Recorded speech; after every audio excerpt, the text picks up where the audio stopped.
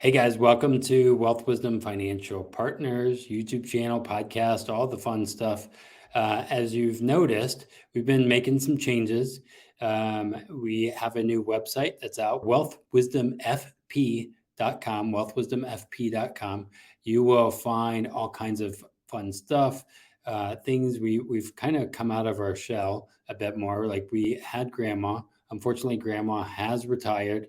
And now we are Wealth Wisdom Financial Partners. Part of it is because we feel more and more confident in the things that we've done as we've been building into this, as we've tested and just stepped into the infinite banking yourself concept, and helped so many clients along the way.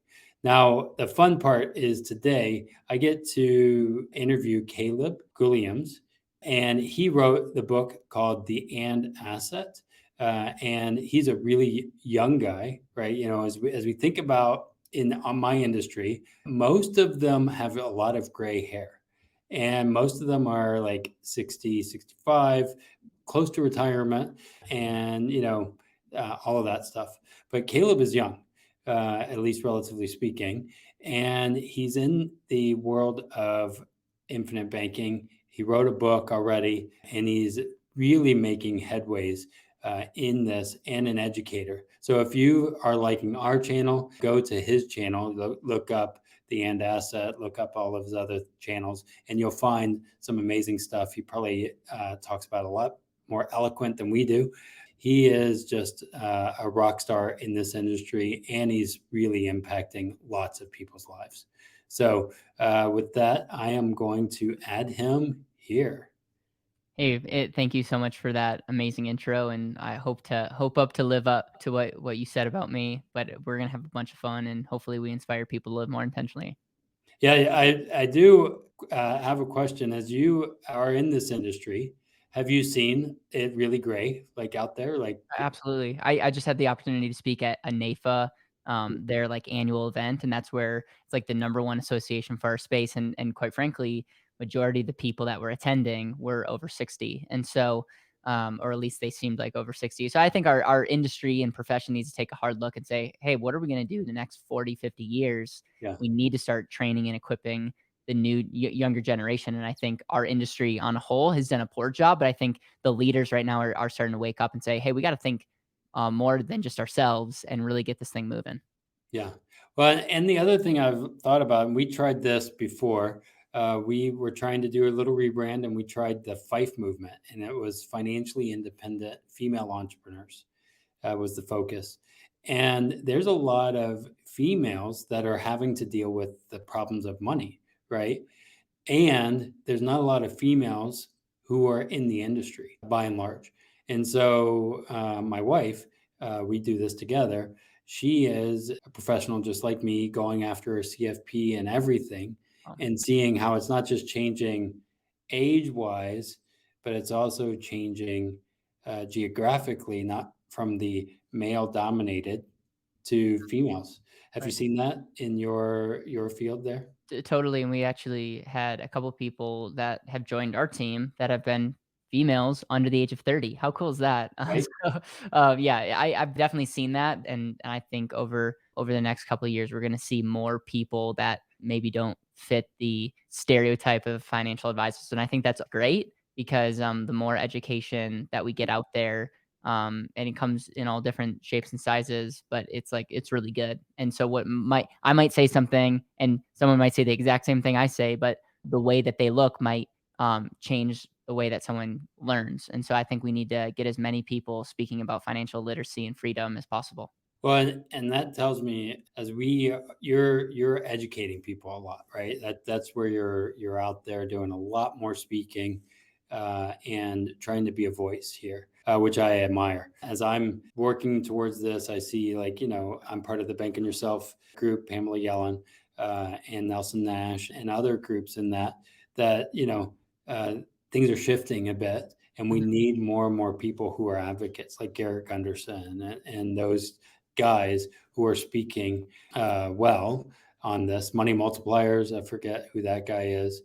Brent Kessler and all those All guys. of Yeah. those, and there needs to be a lot more than just Dave Ramsey, Right. right?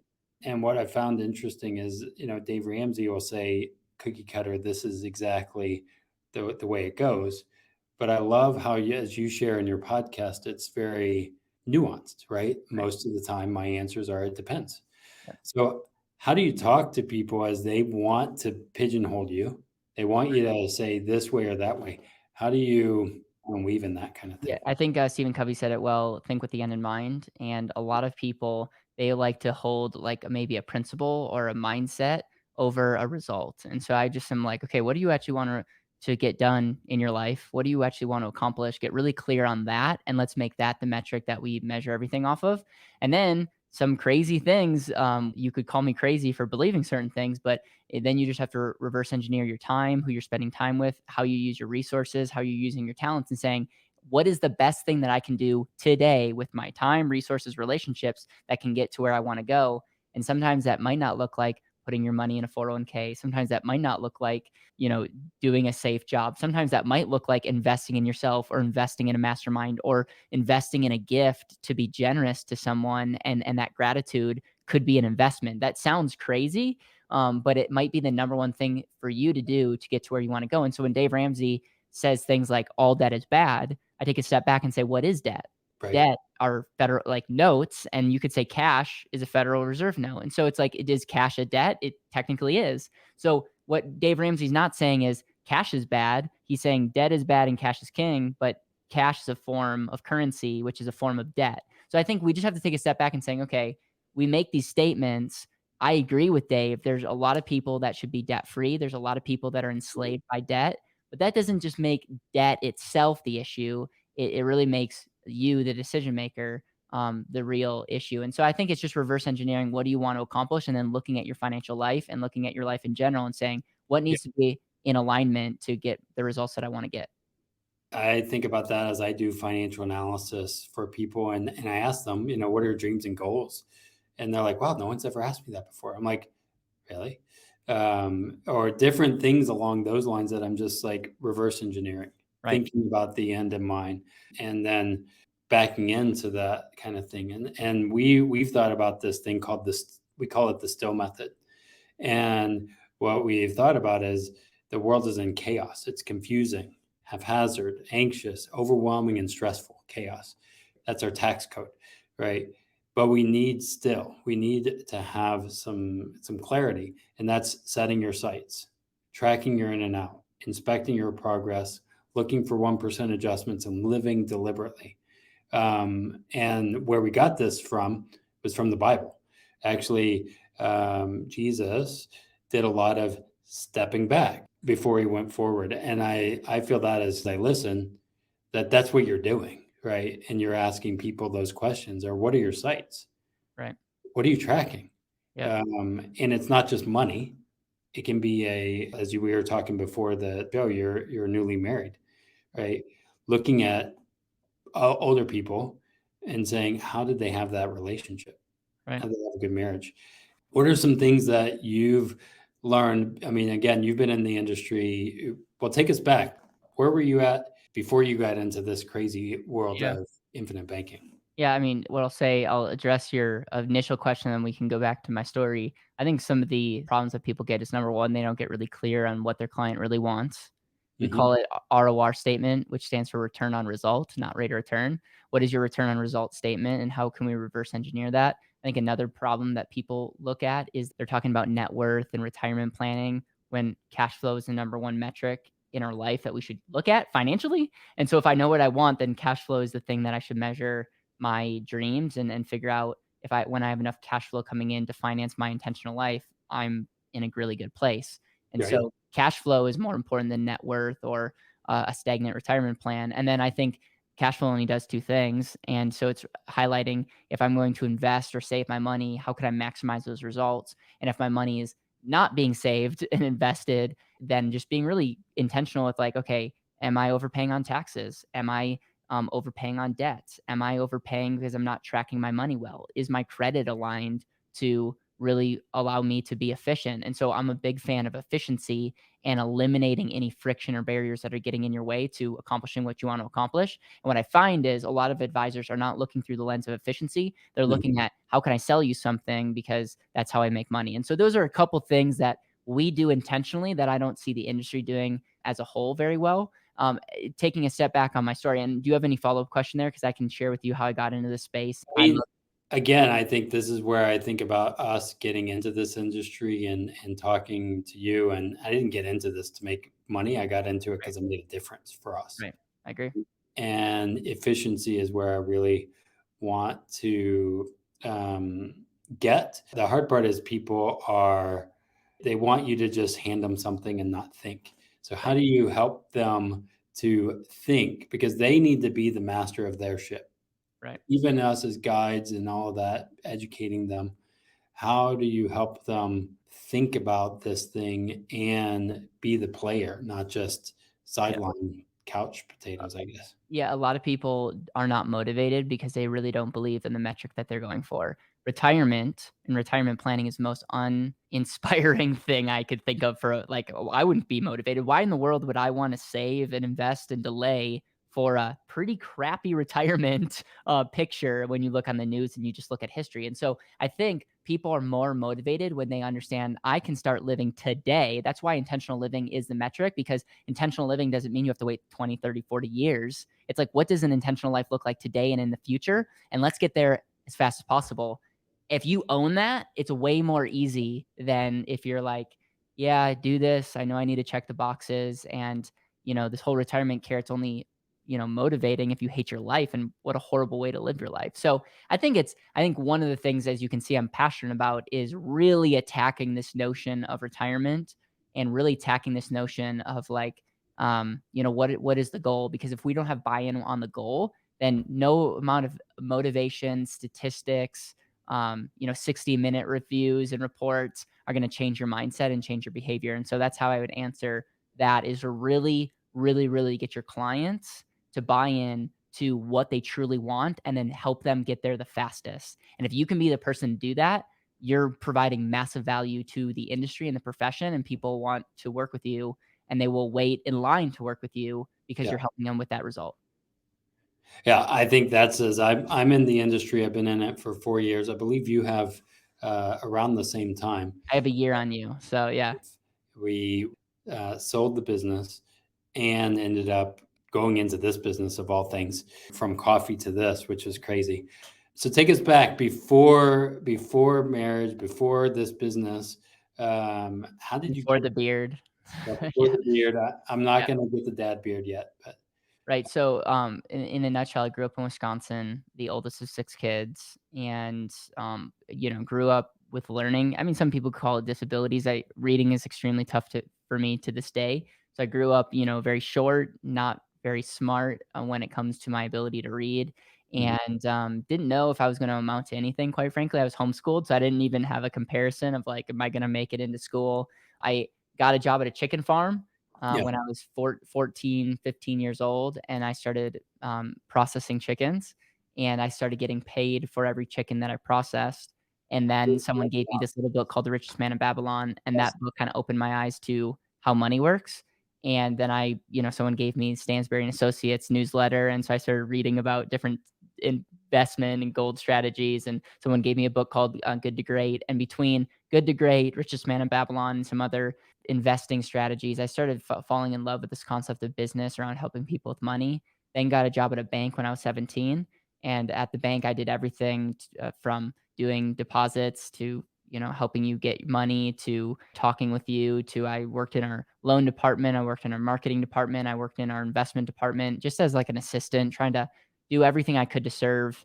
And my life changed pretty dramatically when I was 19. I actually had the opportunity to take over that bank's investment department, making me one of the youngest people in the country to have this opportunity. And with that opportunity, I ran with it and tried to seek people that could mentor me, that could really understand how money was working. Because I had this very distaste of like, I was given more sales books than I were books on how to actually help people. And I was told how to deal with someone's objections, but I wasn't actually taught how to best help them. And so I kind of took a step back and said, I'm not really interested in this, I really need to know, are we doing the best thing for the client? And then through that journey, I learned about the infinite banking concept. I learned about life insurance. And even through that, there's so much misinformation on that. You do a deep dive and you're like, oh, I feel like we're on to something. I feel like life insurance is not the investment itself, but it's an amazing foundational asset that people can save and use their money. And so when I really grasped that, that's when I, wrote the book, The And Asset. I ended up leaving the bank to start Better Wealth and recruiting a team of people that were crazy enough to believe in this mission of helping people see and reach their highest potential. And overall, betterwealth.com was kind of born. And there's a lot of things that we do, but we're most well known for the work that we do in the life insurance space. And so that's kind of the story in a nutshell. And I've actually been in this space a lot long. I mean, I ran Better Wealth for 5 years, but I was in the banking world for a couple of years before that. And so very, very grateful as I look back, all the people that have poured into me, that have helped me, that have made me be the person I am today. So, being in the industry, banking, I actually was in the banking industry as well, and JP Morgan, worked for them, and Chorus Bank, which was one of the banks that went under in 2008. Mm. Learned a lot about some of the craziness and Yep. saying, all right, I'm still an activist. This is why we got into the music or into the coffee, and just seeing the foundational pieces I want to play. I just didn't know that there was so much negativity out there when Yep. it comes to stability, even, uh, Mhm. and thinking about, hey, don't go buy things you don't need, right? Yeah. It's a hard issue though. A lot of people are buying things because their identity is not in the right place. Their identity is what their neighbors or parents or their perception of what other people think of their value, which is all messed up. And until you change your identity, you're going to continue to make poor money decisions. Yeah. Well, I'm gonna put I just have this new little logo. Can you see it there? The I little logo can. we have. So in this, it's really tiny, but we built some. The way we built it is rocks, right? And it's that still framework. But you have to build your foundation, and Yep. too many people are building it upside down, and we're wondering. And the market is more about consumerism. The more we consume, the healthier supposedly we are. But what I've been thinking a lot about is, if we keep consuming, we get fat, right? We get overweight and we start getting on medication. And then we wonder why it's not working anymore. And that's our financial system, right? And health system as well, because people are eating McDonald's every day, and they wonder why they're all of that. And so, have you seen, or do you see a change happening with people where it's becoming more open to these ideas? Have you noticed that? Yeah, so it's interesting. I'm a big fan of like believing in yourself. I would say I'm a fan of like Think and Grow Rich and all of that. But then I'm also a fan of the minimalist movement and just being like, why do we need to spend money to be happy? And I really love that message, and feel like a lot of people are over consuming. And so I think you could take a balance of like, I don't want to just not spend money, just not to spend money. I want to invest in myself. I want to think big, but I want to make sure that my money is going to the things I truly value. And I think if you really do an audit, you'll realize, man, I'm spending money on all kinds of things that I Hmm. really don't value. And the best thing you can do is just track your money and ask the question, am I spending it on the things that I value? And if you track your money, you'll start being a better steward and controlling it. And then it's just all about being self-aware of where you're spending your time and money. Yeah. So, how do you, as you're doing this, and I want to know some of your goals, Yeah. right? So, you help other people, but what are some of Caleb's goals that he says, this is something I for sure I'm moving towards, it's going to happen? Um, I don't know if I'd say name it and claim it, but like, what are those things that you really want to see as you're Yeah. young in the space?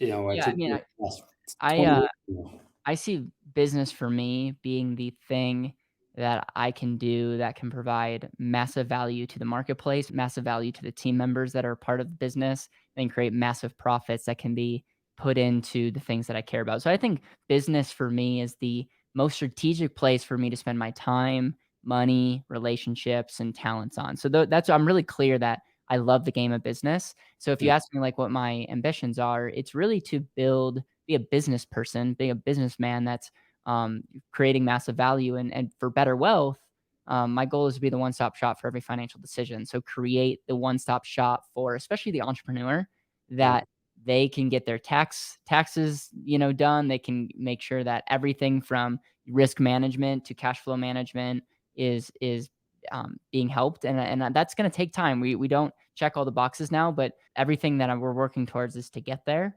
And so that's one of the things I'm working on. I'm also trying to crack the code on marketing. It's like, how can we document what we're working on? How can we continue to share videos and podcasts that really challenge the way that people think? And so I love the work that you're doing, and I feel honored that I get to share this platform with you and just hopefully help people think differently. And so we want to make intentional living the new financial wealth metric.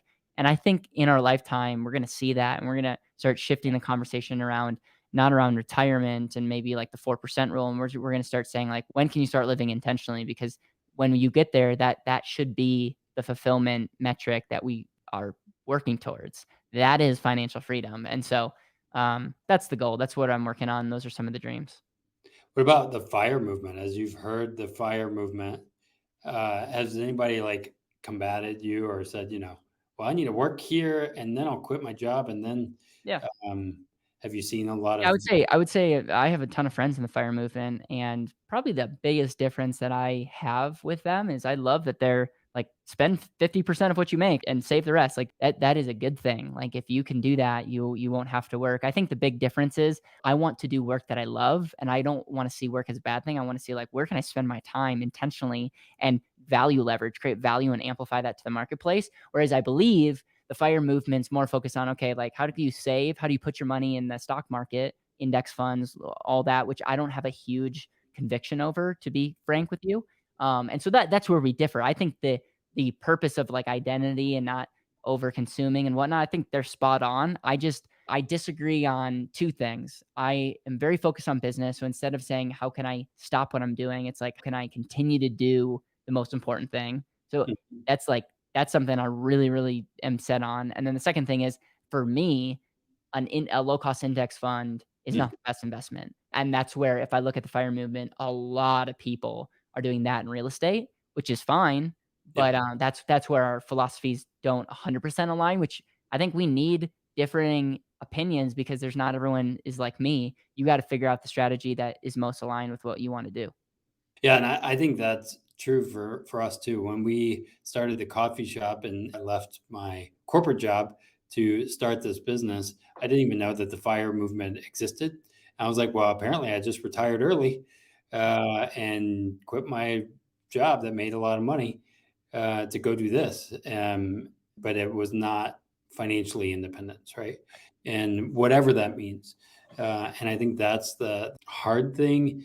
Also, I've been listening to your podcast and listening to a lot of the stories on YouTube.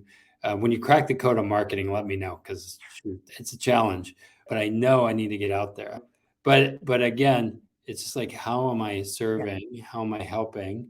And us collectively. I want your team to grow as huge as it can. I want ours, because people are going to hear different ways. They Right. might go with you or both. I don't care. Right. But it's all about serving. That's right. So, and have you seen that in this industry where people are like holding on to things in that regard? Yeah, I mean, I think there's massive amounts of scarcity, but I do believe the people that can be abundant will win in the end. And I think for the most part, people on YouTube and on podcasts that are in our space are very abundant. And so I think that's great. And there's really nothing new under the sun. You articulate something different than I articulate, and the world's better when we can both, our voices both have the ability to be heard.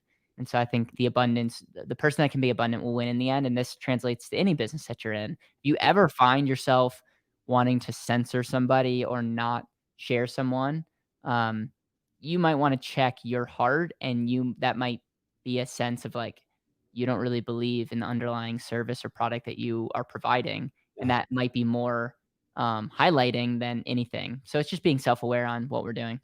yeah. And then as you're more self-aware, again, I just think about as we work with clients and all of this, how are you hoping to maybe mentor Yeah. younger people who are advisory roles? What are some things you want to do to help build more advisors? Yeah, I think the big thing is help advisors really get clear about the people that they're serving, the pain that they're experiencing, and how to solve that pain. We're talking about all the things that don't matter. And so if advisors, if number one, you can teach them how to really get clear about the person that they're serving, what they truly want, and then you can give them the right tools and services and how to get there, that's it. You don't need to overcomplicate it. And yet I feel like a lot of times we're not listening, which is problem number one. And then we don't have the services or products that actually can best serve them. So those are two issues, if we're being frank about ways that we can better serve the marketplace. And so that's what I would say from a standpoint of the best thing we can do for our industry. I mean, we help other financial advisors with certain things and help Yeah. them go virtual and whatnot. But at the end of the day, technology can be tools, but if you don't have the core offer and sales process and message down, you're just not going to resonate, and you can spend more money on marketing, but you're not going to have effectiveness. Yeah, I think, I mean, again, this is great. Again, because I see that you're a practitioner in the field, right? You are out there doing similar stuff as us, just making a difference. Where have you seen some of the things that you're like, oh my gosh, they're missing the mark that people need to be aware of? I know I've studied this, there's lots of copycat kind of things. There's a lot of wolf in sheep's clothing kind of things. Right. How do you help as a person who's learning, stepping into YouTube? How do you know which ones to trust, not trust? Are you What talking about life insurance or just money in general? life insurance? I know for Okay. sure. I see that, but money in general, Yeah, I've so bet we'll it's we'll other we'll talk things. about money in general first, then we'll talk about life insurance. I think I would be very careful of anyone that's toting any type of investment that will solve all your problems. I think anytime we look at crypto or real estate or the market or any one strategy being the solution, I think we just got to be careful because a lot of times we're checking our mind at the door, and Yeah, as a result, it's never going to end well. So I would just be aware of anyone that's pitching that get rich quick. Like I'm telling you, if you ever have to cut a corner on yeah, value creation, you will lose in the end. Let me repeat that. If you ever have to cut a corner on value creation, you will lose in the end. And so if you ever use your money, your time, and relationships to try to cut a corner, it's just not going to be good, short term or long term. Trust me, you don't want to build your empire on that foundation. And so that's where I would beware. And then I would just be careful about people that are self promoting. And we have to be really careful about this because we create content. We want people to do business with us. But at the end of the day, I don't want to just make a video and then sign up to find out more. It's like be generous. And so I would follow people that are abundant. There's enough people out there that will share with you everything for free. And I think that's incredible. When you look at the life insurance space, I think the big misconception is there are people out there that are making it sound like life insurance is the it factor and will solve all your problems. Sound familiar? Sounds like in the investment get rich quick scheme. And I would just be really careful of that. Like if anyone's saying buy this life insurance policy and you'll have 6x return and income and it'll all be tax free, and I'm yep, telling you, it's not gonna be that way. I made a video and I think I got mixed reviews on it of like the 5 negative areas of life insurance, and I just hammered the people that are overselling infinite banking, people yep, that are overselling the especially IUL life insurance, people that are overhyping life insurance as this end all be all. I'm yep, telling you, you are elevating life insurance as a solution, and you'll lose in the end, and you'll have unhappy clients in the end. The better way to talk about life insurance is an and asset, is a foundational asset, is a safe asset, is an asset that gives your dollars more than one job that may be better than your investment, but not because of rate of return, because it gives your dollars more utility. And it's really understanding that and not overhyping it. And none of our clients, I mean, there are some illustrations that I did like 4 or 5 years ago that aren't true to this day, because dividends have calmed down. And so that has even more solidified the fact of like, I want to sell life insurance in an ethical way. yeah, And that's by not overhyping it. That's by showing people the multiple utilities you get for that dollar and the why you can put a dollar where it can protect you, it can grow, you can use it, it can give you options in quote unquote retirement. Why that's valuable, not that it's going to be a greater rate of return than your mutual fund. And so for those would just be if you ever get the sense that people are just making life insurance or any type of concept the end all be all, I would just be careful. But and vice versa. Sometimes the best marketers are the ones that tease you. Yeah. And then the hope is through the funnel that they're sharing with you the honest truth. And I'm not sure that's the case across the board, but I've definitely seen the good, the bad, the ugly in the space. Yeah, again, I see that, and it's so hard as a person like you wanting to get our voice out there, but also not wanting to be the center stage, I guess you could say. That's one of the reasons we chose and why we made the switch from Grandma's Wealth Wisdom to us was we were like, oh well, we don't want to be the center. We don't want to be any of that. I'd rather somebody else. I don't want to play that. And it was really maybe it was not good for marketing, but it's something I learned. But still, like making sure that as we work with our clients, that they are the hero, and Right. even the tools. There are limitations in all of it, and people are looking for golden bullets, all that stuff. So, But it goes back to, I mean, people have always looked for the shortcut. They've mhm, always looked for the magic bullet.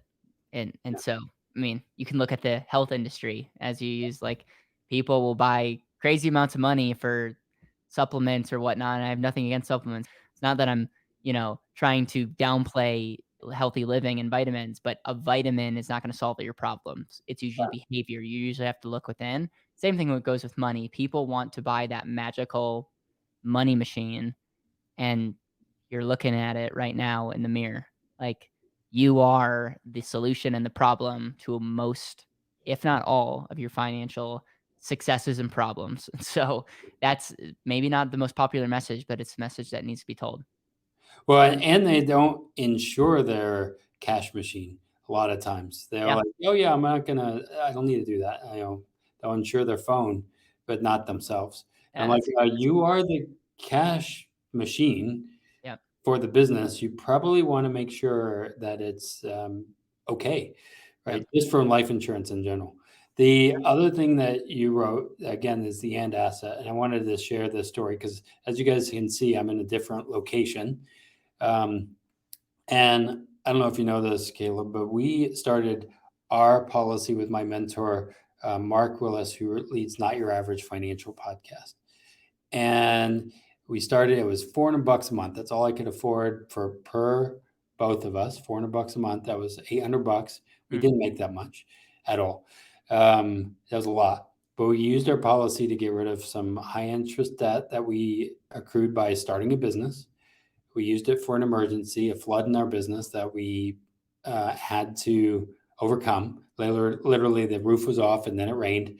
And then we used it for a trip to Ireland, paid it back because, again, I always reinforce this. We want to be a good banker, don't steal the peas, that's right? right. And then we used it to do a down payment on our house, 20% down, Okay. right? And now I just recently bought a commercial real estate building condo that is using that same money from the policy to buy a real estate deal that I'm in right now for my office instead of paying rent. And that is literally the "and" asset. I've used this asset multiple times to create another asset. So I wanted to share, like as I was here, I was like, it's kind of funny. Like one of my first interviews in our office is the "and" asset guy. I love that. That makes me extremely happy. And you're totally right. Like, it costs you less than 5% to control capital. Mhm. And you're investing in things that are going to bring in way more than 5%. And so you literally took a dollar and used it more than one place. So congratulations. Yeah, and I would just want, as you guys are building, thinking about this as business owners, thinking about Amazon. They use and create things around them to create more value. I bought the building in my office because I know how this will help build in whatever our business empire, whatever you want to call it, and growing to be stronger. So, what are some things as you've written this book? Where's Caleb going now? Like, what is he going to be creating? What's the next book? Uh, Yeah. The next book is called Value Leveraging, and it is going to be in the 1-2 punch, and how any business owner, anyone that wants to make more money and create a service that's going to make an impact, the steps that they can take to go to the next level. So it's a mindset framework of how to think about how we can provide value and amplify that value to the world. So that's the project I'm working on from a book standpoint. betterwealth.com. We're, again, one-stop shop for every financial decision. So we're working towards that. And we're really building out an entrepreneur coaching program now. And then next year, we're going to be building out a subscription model where anyone that wants to be more intentional could benefit from just being a part of that. And so those are some of the things that we're building. And I am starting to also invest in other initiatives and businesses that I care a lot about. And it's just a fun time of life.